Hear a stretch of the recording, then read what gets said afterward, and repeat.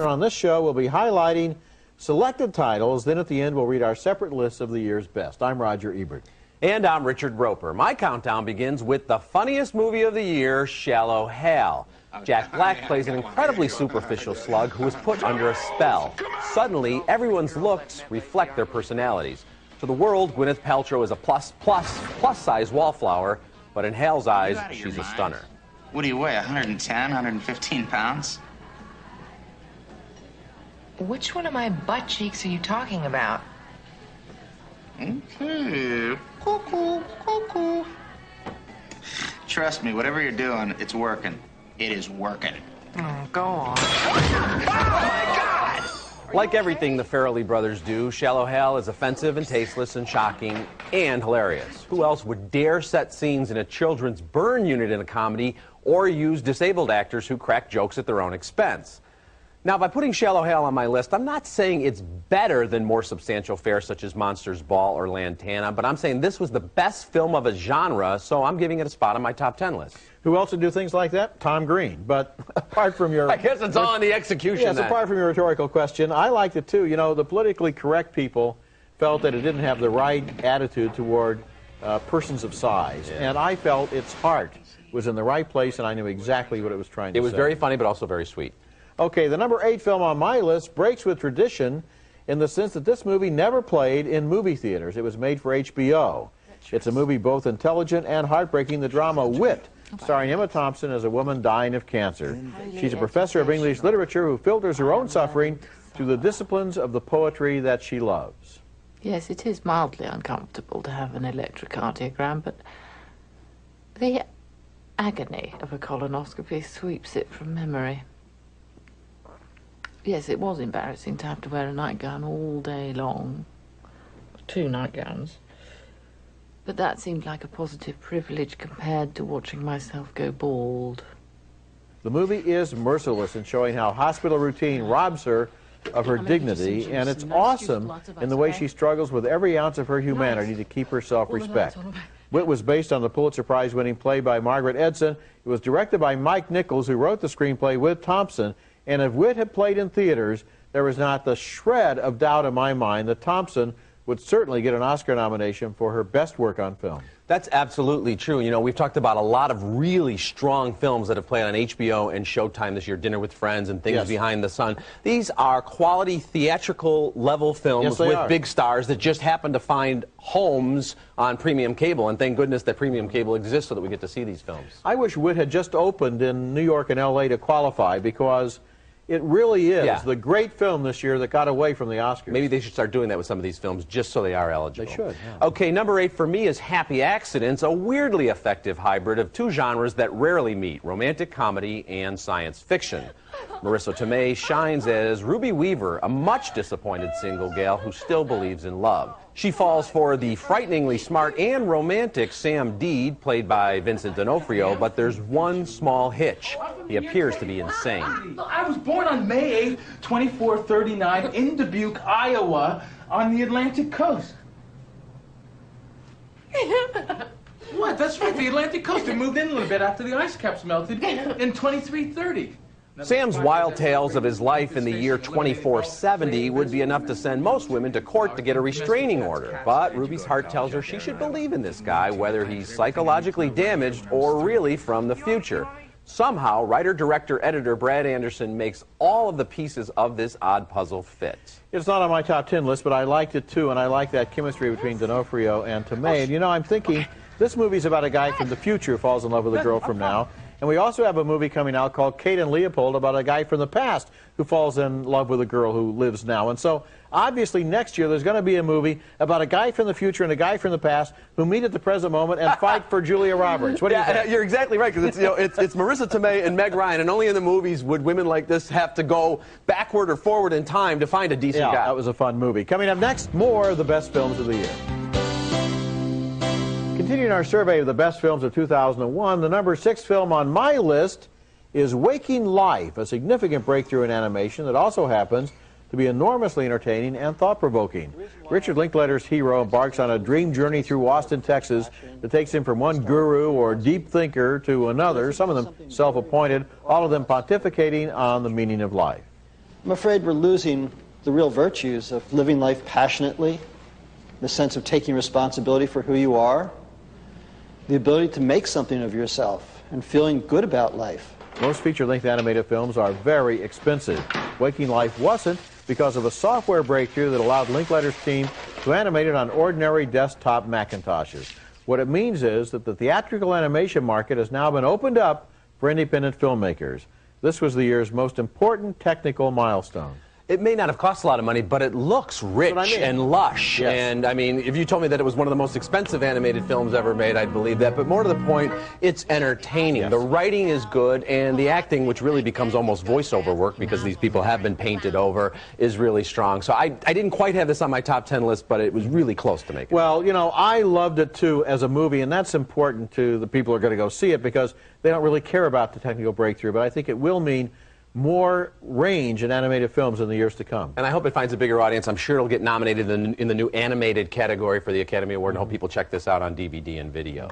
Okay, and the number 6 position on my list is the electrifying Amores Perros. This is a gonzo Mexican art film from Alejandro González Iñárritu that bounces around chronologically while telling multiple stories. In one tale, a young man is in love with his sister-in-law who is trapped by her low-life criminal husband.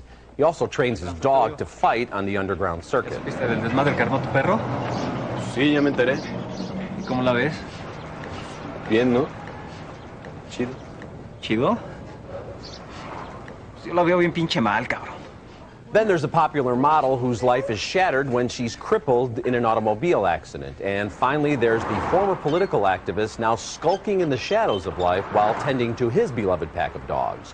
With 3 stories that intertwine and separate like strands of DNA and a devilishly black vein of humor running throughout, this film begs comparisons to Pulp Fiction, and it's nearly as effective as Tarantino's much imitated classic. This movie is in the special jury prize category of my top 10 list this year. Nice. It didn't quite make the top 10, Right. but it's in a tie for 11th place. And I did love it. I love the cyclical nature of the story and the way it doubles back on itself, and I love the irony of what happened. The dog that gets trapped under the floorboards, for example. You can't describe it to anyone in terms of how compulsively watchable that sequence is. Well, there's a lot of stuff going on with dogs, and never before have I been, so skeptical of that. No animals were harmed in the making of this film. I'm sure it's true, but the dog fighting scenes. I mean, some people would be sickened by them, but they're very real, and the dog theme going throughout this. You know, I ran in the Answer Man column a whole explanation from the American Humane Society about how, in fact, no dogs were harmed, because it's hard to believe. Then people can enjoy this for the original piece of work. Because it sure looks like they're being harmed. When we come back, more titles from our list of the year's best films. Our salute to the year's best films. The number 5 movie on my list is Mulholland Drive by David Lynch. I haven't been a fan of many of his films, but this one fascinated me from beginning to end. It takes place in a Hollywood that is part Tinseltown, part film noir, and all dream. This is your purse. Your name must be in your purse. And stars Laura Elena Herring and Naomi Watts as 2 women, or are they really just 1 woman, involved in a murder mystery, or is it a murder, or is it a mystery?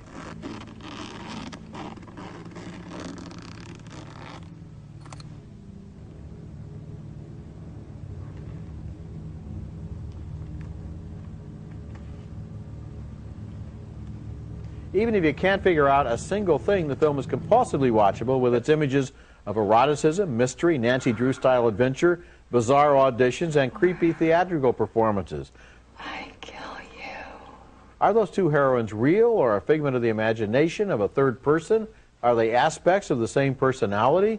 Mulholland Drive leads us into a mesmerizing labyrinth, and afterwards, it teases us with possible interpretations. Well, I've got it at number 3 on my list, so I obviously loved it. And I recently went back and watched it again after reading, and I don't always like to do this, read all these analyses on the internet and people having different theories. But this time, I have to say, it really enriched my experience, and I enjoyed it even more the second time, even thinking about the various theories. You know, the TV critic from the LA Times attacked the nation's film critics for liking this film.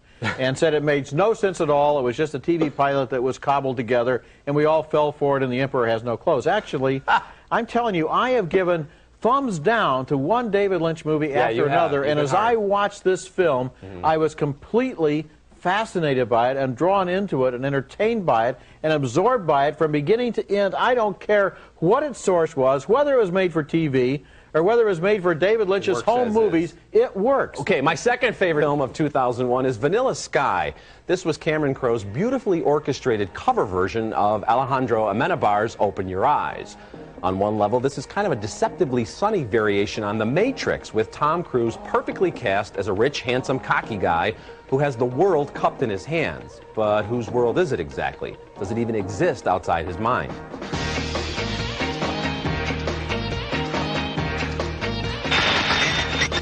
In this movie, Cruise boldly embraces his own image as the biggest star in any room he inhabits, and then he strangles that persona until it turns into something repellent. His character turns ugly, not because he's physically scarred, but because he's mentally and emotionally warped. Vanilla Sky is a see-it-twice challenge to the imagination and to the mind and to the spirit, and I thought it had the most breathtaking cinematography of the year. You know, Mulholland Drive was third on your list. This is second. I think I can guess what is first. And so you have really embraced this year these puzzle films. I really have. I like them too, because when a movie is on automatic pilot with a plot, when I can predict what's going to happen next, I get a little, underwhelmed. And exactly. when a movie keeps me alert at every second with the very nature of its reality, that can be fascinating, as it is in Vanilla Sky. Well, and the things with these films, if they were just stunts, then you're aware of the stunt and you go, okay, but it's more than that. It's the execution of it. Okay, the number 2 movie on my list is Black Hawk Down by Ridley Scott. And just from a logistical point of view, this is one of the best military movies ever made.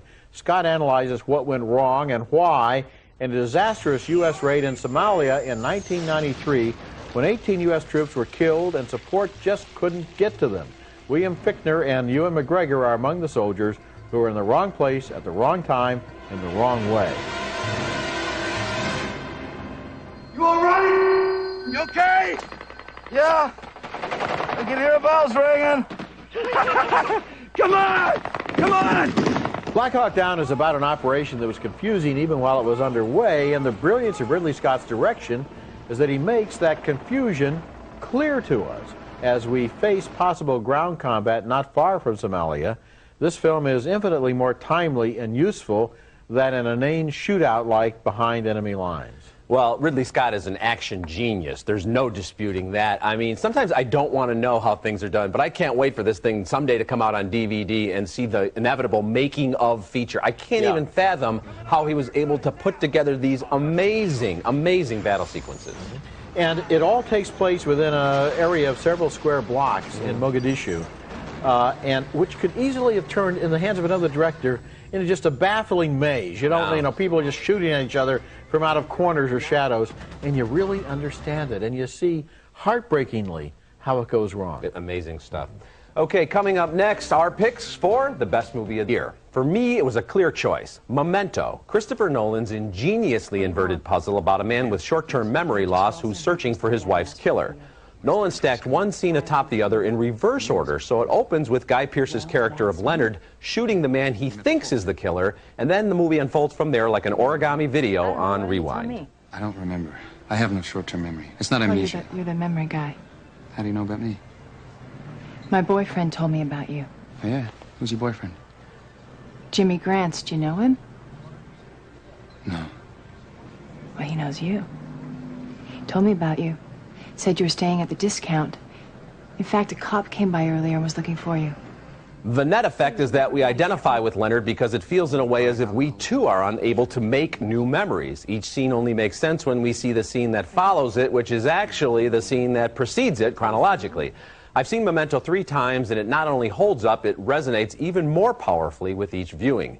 Hitchcock would have loved this movie. Hitchcock would have loved it, and I did too. You know, it's interesting how many movies on your top 10 that are not on my top 10 are movies that could have been on my top 10, indicating that maybe this was a better year at the movies than people thought. And Memento, which I saw for the first time at Sundance, I think you did too, was really absorbing in the way that it works, with the main plot going backwards, but then at the same time the black and white stuff was going forward until it all kind of meets up at the end, and it's going to be around for a long time. I hope so. I hope so. The number 1 film on my list is Monsters Ball, starring Billy Bob Thornton and Halle Berry, as two people who begin a tentative, desperate relationship in the face of overwhelming personal difficulties. He is a racist prison guard who was just supervised in execution. She is the widow of the man who was just executed. At first, they don't know that about each other, and they're attracted not so much by romance as by loneliness and need. Listen to this shy, careful dialogue. This music all right with you? Because I can change it. You ain't got a car? It's broke. Saving to get me another one. Monsters Ball is not a liberal message picture. It's the specific story of these two particular people who have enormous problems and overcome them almost in opposition to their own basic natures. The film has the complexity and depth of great fiction. It doesn't settle for easy story formulas, but shows how and why these characters who have different kinds of desperation find each other and hold on for dear life. Halle Berry and Billy Bob Thornton give great performances, and rarely have I found character motivations more convincing or more real. It's a tremendous film. I don't know. I just couldn't quite find a spot for it in my top 10, but it's number 10A or 11, or if you, like you say, the special jury prize. And I think Billy Bob Thornton gives the performance of his career, as does Halle Berry. And just so many moments in this movie that resonate with you. It's a kind of movie that really makes you want to talk about it afterward. You want to think about it. You want to see it again. Yeah. I mean, the Peter Boyle character, Puff Daddy's convicted inmate who's going, that's a harrowing scene. Yes, just to start this film. The whole process of him going to the electric chair. And at the end, when they do what they do, especially when Halle Berry makes the decision she makes, you leave the theater thinking back in your mind through what she was thinking of. Yeah. And I've even had some more thoughts about that lately, which I better not reveal until more people see the movie. But the way the movie ends, it's like when you close a really good novel and you kind of just hold the book for a second and think about it. The lives are still going on. Exactly. Yes. Okay, coming up. Films. Number 10 on my list, Robert Altman's Gosford Park, a brilliant balancing act with a house party full of murder suspects. Number 9, Ron Howard's A Beautiful Mind, another fine Russell Crowe performance as a man who tries to reason his way out of insanity. Number 8, Mike Nichols' Wit. Number 7, Paul Cox's Innocence, the lovely love story of two people who still feel the same passion when they meet again after 50 years. Number 6 on my list, Richard Linklater's Waking Life. Number 5, David Lynch's Mulholland Drive. Number 4, Terry Zwigoff's Ghost World with Thora Birch and Steve Buscemi as two quirky oddballs who form the most unexpected relationship of the year. Number 3, Todd Field's In the Bedroom, with Sissy Spacek and Tom Wilkinson playing a couple looking not so much for revenge as for a showdown in their marriage. Number 2, Ridley Scott's Black Hawk Down, and number 1, the best film of the year, Mark Forster's Monsters Ball. And now for my favorite movies from last year. Number 10, The Farrelly Brothers' Shallow Hal. Number 9, The Deep End with Tilda Swinton as a fiercely protective mother. That film was directed by Scott McGehee and David Siegel. Number 8 was Brad Anderson's Happy Accidents. Number 7, Bob Giraldi's Dinner Rush, a great food movie starring Danny Aiello. Number 6, Amores Perros, directed by Alejandro Gonzalez Iñárritu. Number 5, I Have in the Bedroom, which also features strong supporting turns from William Mapother, Nick Stahl, and Marissa Tomei. Number 4, A Beautiful Mind. It's harsh and jarring and uplifting. Number 3, David Lynch's haunting look at Hollywood, Mulholland Drive. Number 2, Vanilla Sky, directed by Cameron Crowe. And number 1, Memento, an original and daring thriller from Christopher Nolan. So only 3 titles are on both lists, which shows that there are a lot of titles out there when they get to video stores for people to look for. Yeah, I would. Most of the picks you have, I'd have at number 11 or 12 or 13. A couple of them I wouldn't have at all. But I think it says it's a really solid year for good films, if not a ton of great films, 2001. Well, 4 of yours I wouldn't have at all, but nevertheless, they're good films. But I think maybe there is one... Fine, then there's a couple of years I got an issue with, too, but we'll talk about that another time. Okay, remember, you can learn more about our second annual film festival at sea at our website, ebertandroeper.tv, and read us in print at suntimes.com. Next week, we'll be back with more big holiday movies, including 2-time Oscar winner Kevin Spacey in the shipping news. And the week after that, the worst films of the year. Until then, the balcony is closed.